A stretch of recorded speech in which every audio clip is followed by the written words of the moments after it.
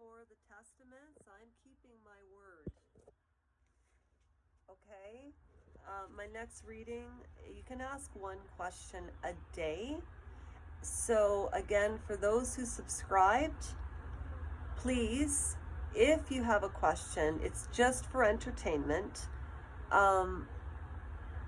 Send it in the comments or email me privately. I haven't even figured out how to find out who subscribed.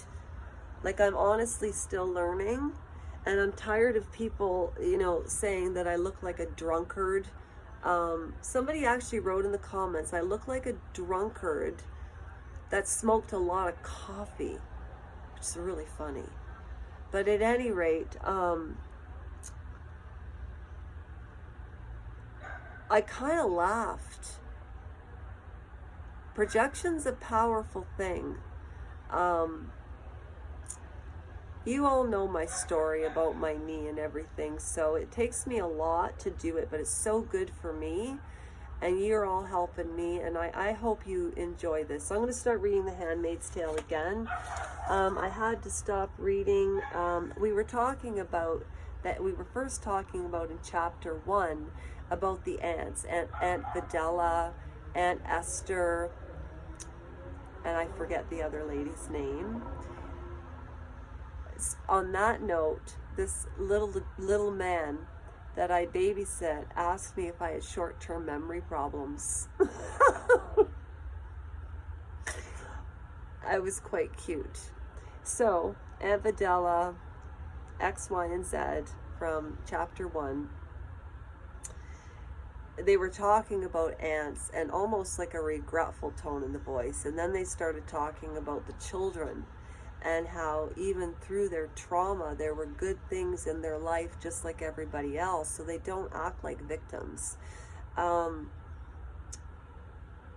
now we're at the part where they're talking about handmaids and how the children are kind of interpreting it.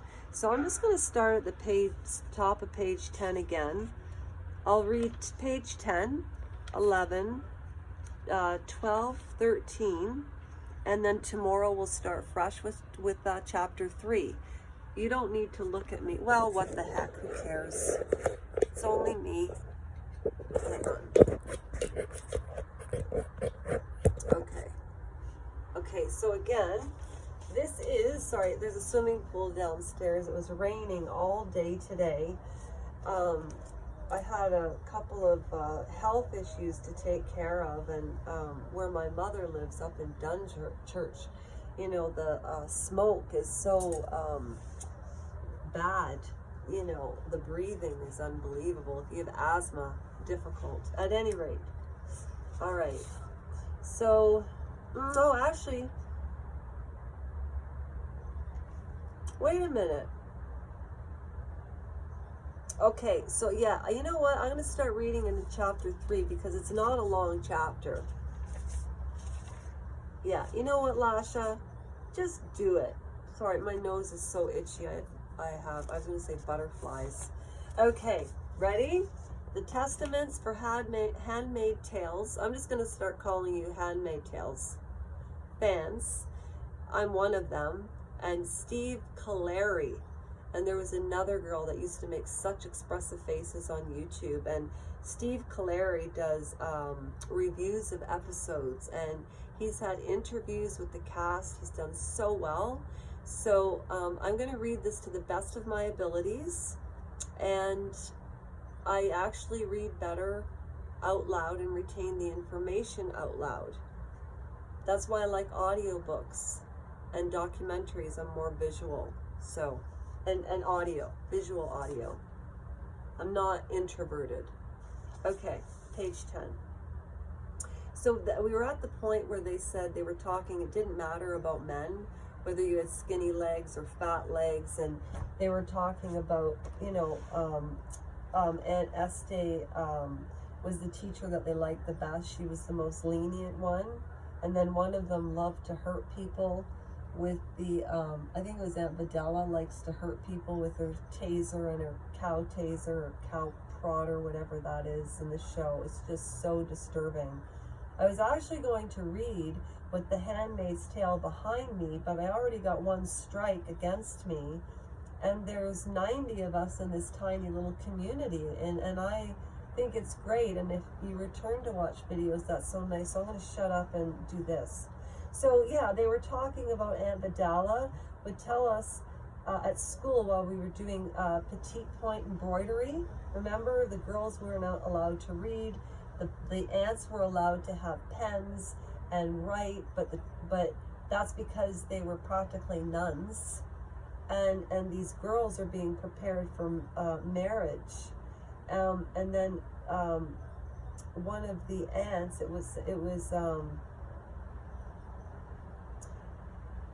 sorry, I mixed that up. It was Aunt Vidala would tell us at school while we were doing our handkerchiefs and footstools and framed pictures and flowers and vases and all those things that Serena used to do.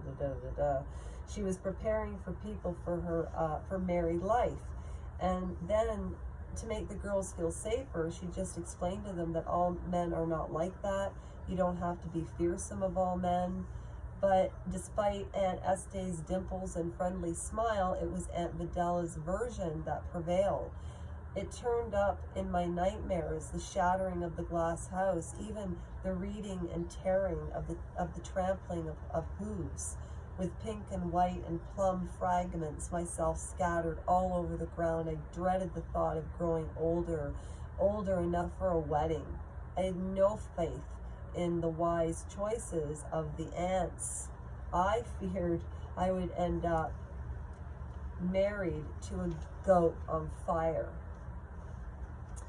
The pink, the white, the plum dresses for rule the special girls like us, ordinary girls from econo families, wore the same thing all the time, those ugly multicolored stripes and gray cloaks, like the clothes of their mothers. They did not even learn petite point embroidery or crochet work, just plain sewing and the making of paper flowers and other such chores.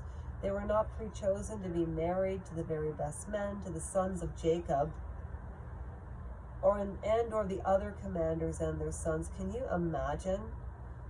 Not like us, although they might get to be chosen once they were older, if they were pretty enough. Nobody said that. You are not supposed to preen yourself on your good looks. Can you imagine? Unbelievable. All right. Chapter 3. I just summarized it for you because that's what it was about. Now, I can't figure out who Tabitha is. Is that supposed to be Hannah or Nicole? Like, okay. You know, I read this before. If you go to Lasha Rajenko and then go at Lasha Rajenko 6907, and if you go to the third video down, it was the first video that I ever did, I think. And it was 2 in the morning and I was explaining about my leg, but I need to do that in a different manner, like I said. And I wanted to turn that negative into a positive and read. And reading straight is fine, but I did read this and I can explain it, but I sometimes do get the ants mixed up. And the reason this is good for me, and I hope you enjoy it, is because I just kind of like to get to the point of things. I don't have the patience to sit and read, and not because I don't have patience. When that happened to me, and to anybody that gets hurt like that, anybody, your brain breaks. It does. So, this is chapter 3. It's a good chapter too. And it's 1, 2, 4 pages. And then tomorrow, chapter 4. Why am I pointing? Because I'm pointing at myself, because I'm looking at myself going, shape up, kiddo. You're going to be 52 July the 20th. Okay. How old was I at the time? Perhaps 6 or 7. It's hard for me to know, as I have no clear memories before that time. I loved Tabitha very much. She was beautiful, although so thin, and she would spend hours playing with me. I remember this chapter. Oh my gosh. Okay. They had different, okay, forget this. I don't even need to read this chapter. Chapter 3 goes on about how Tabitha, but they don't mention any other young girls, but this young girl is living in this home, and what they do to indoctrinate, really to indoctrinate these children that were taken away from their parents and then put with other parents. You do lose memories as when you're a child, when you're traumatized. But then there's okay, that whole chapter is explaining how these children are raised. And it's like when the plum, it's like you're plum, you're ripe to marry. And they talk about how every single child in every single house has a dollhouse to explain what the commander is. And then Margaret Atwood uses a lot of amazing literature to explain the flowers and the vases and the delicacy of it, and how the commanders had, even in the closets, pressed suits. And that's what the chapter's about. So it's about this young girl, and I just can't figure out who she is yet. So I'm going to reread that chapter tomorrow, because that's what it's about.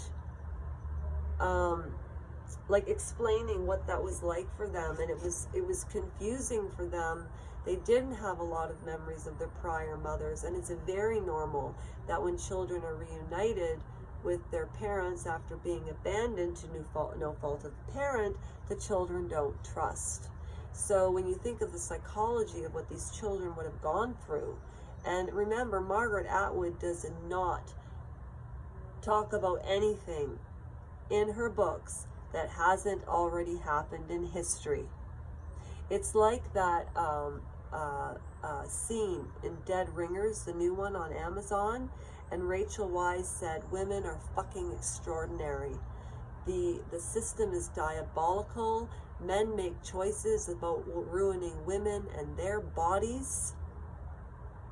And that's basically what's going on in Gilead. And it still goes on today. Who do you think writes all the laws? And I love men, just not narcissistic men. And I think that word's a real tick word, because we're more educated now. We never really used to understand people's psychology. That's why I think people looked to leaders then. So, at any rate, I hope you enjoyed that. It was only a 13-minute video. Serenity Sunday to you. Go back into my videos and find the Desiderata meditation. It really works. And tomorrow when I do my tarot read, I'll try to figure out who's on my mind. I'm starting to dream again lately, which is interesting. So I'd love to do an analogy of dreams as well. At any rate, have a great night, and I hope that was at least somewhat enjoyable.